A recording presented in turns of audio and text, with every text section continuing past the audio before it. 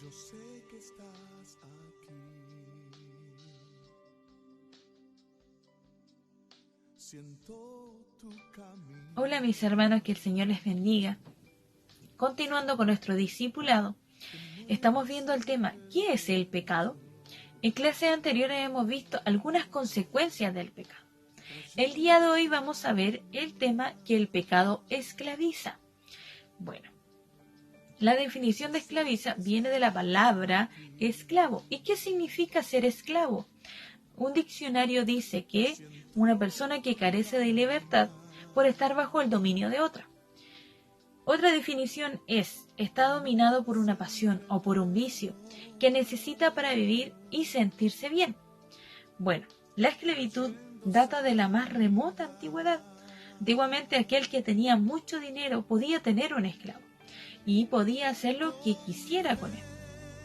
Podía venderlo, separarlo de su familia, regalarlo, torturarlo e inclusive matarlo. En el libro de Juan, capítulo 8, versículo 34 dice: Jesús le respondió: de cierto os digo, que todo aquel que hace pecado, esclavo es del pecado. Jesús hace una analogía entre el amo y el esclavo y dice en su observación que el esclavo obedece a su amo porque es de su propiedad y está bajo el yugo de su amo. Cuando el pecado es nuestro amo, somos incapaces de resistirlo. Hace que seamos ciegos espiritualmente.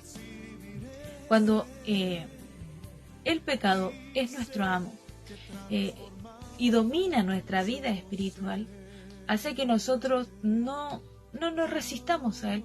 Estamos tan acostumbrados que el pecado domine nuestra vida que seguimos ahí y lo encontramos normal, pero no es así.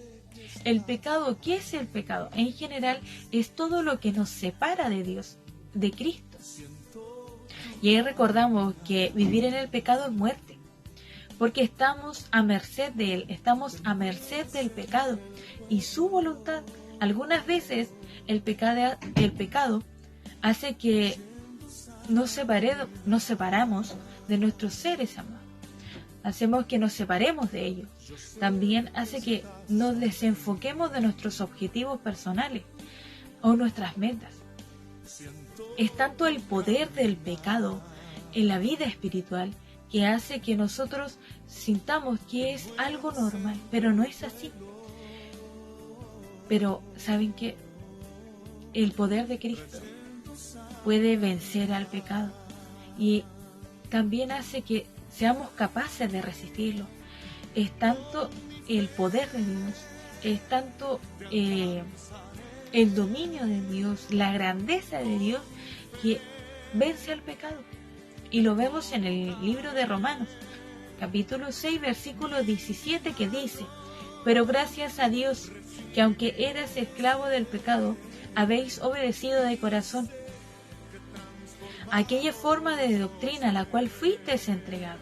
Aquí entrega un punto súper importante que dice: gracias a Dios, gracias al amor de Dios por enviar a su Hijo para que nosotros no fuéramos más esclavos del pecado.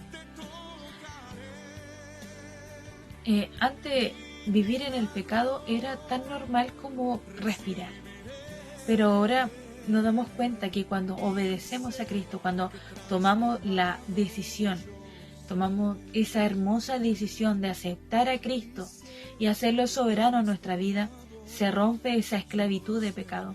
Y ahora lo más importante es seguir obedeciendo a Cristo para no volver a esa esclavitud del pecado. Porque ahora somos servidor de justicia y no del pecado. Y esto solamente gracias a Dios, gracias a Jesucristo. Porque antiguamente, cuando un esclavo quería ser libertado, quería tener su libertad, tenía que pagar un precio. Bueno, Jesús, cuando vino a la tierra, pagó ese precio.